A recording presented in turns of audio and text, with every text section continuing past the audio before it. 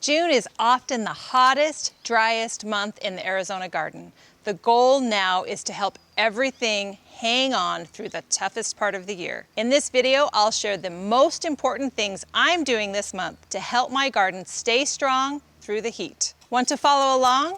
Grab the free June checklist on growinginthegarden.com. Let's start in the veggie beds. Mulch everything. If you haven't added a thick layer yet, do it now.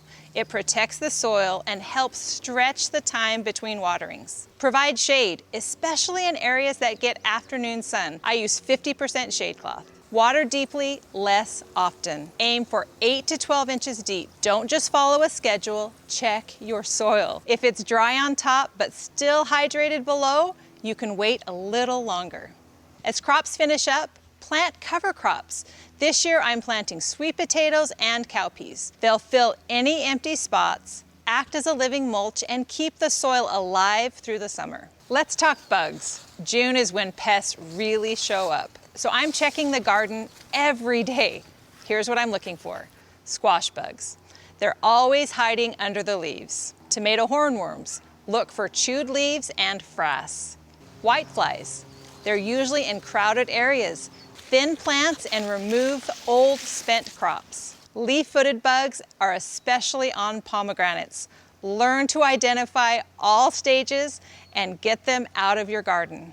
Spider mites. They are common on beans in the dry heat. I keep a bucket of soapy water nearby and drop in any pests I find. Daily checks are key.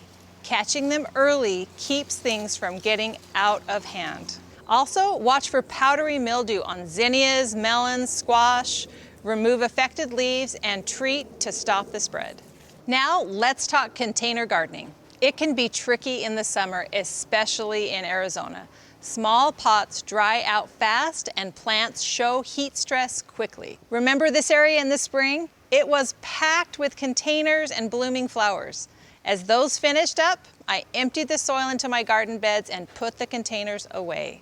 If you can, storing smaller containers until fall is ideal. But if you're growing in containers, green stalks, or elevated beds, here are some tips to help. Move them out of direct afternoon sun. Group containers together to help retain moisture. Use Oyas or a moisture meter. I use both. Water deeply every day if needed.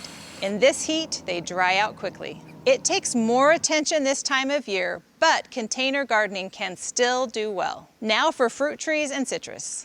Peach, fig, grape, and apple harvests are all happening in June. Pick fruit as it ripens. Hannah apples especially can over-ripen and cook on the tree.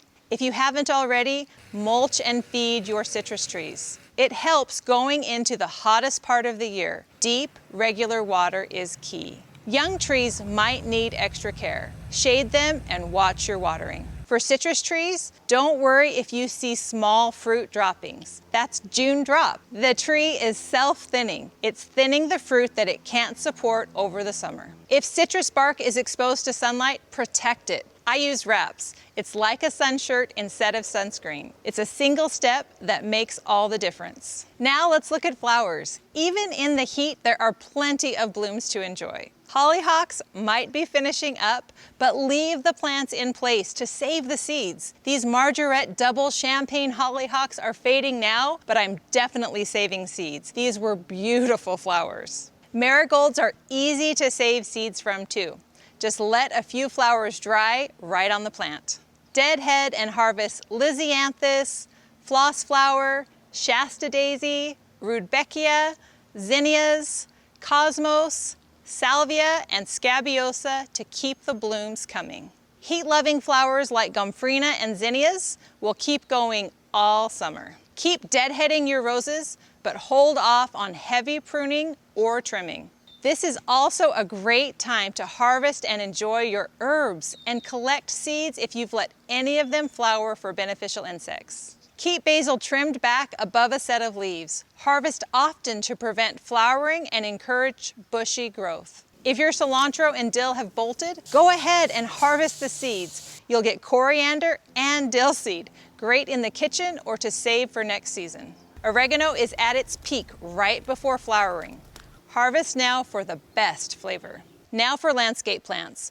Don't fertilize or prune them this month. Avoid planting any new trees or shrubs, except palms. Palms do fine in warm soil if watered well. And don't give up on pulling out stink net.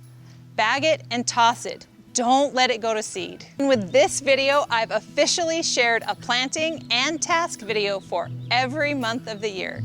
It's been a big project. I wasn't sure if I'd keep up with it, but I'm so glad I did. If you've been watching along, or even if you just found these recently, thank you. It means a lot to know they've been helpful. All 24 videos are now up on the channel, so you can go back and watch them anytime. And while this series is done, I'm not going anywhere. I'll keep sharing what's working in my garden, my growing guides, tours, and more. Let me know what kind of videos you'd like to see next. I'd love to hear your ideas. Thanks for being here, and happy gardening.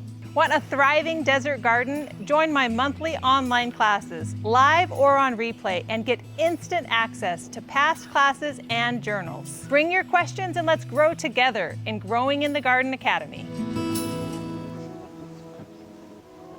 Okay, if you've been watching along or following along? I guess watching along. Shoot, thanks for being here and happy gardening. That's all I had to say. This went by really fast.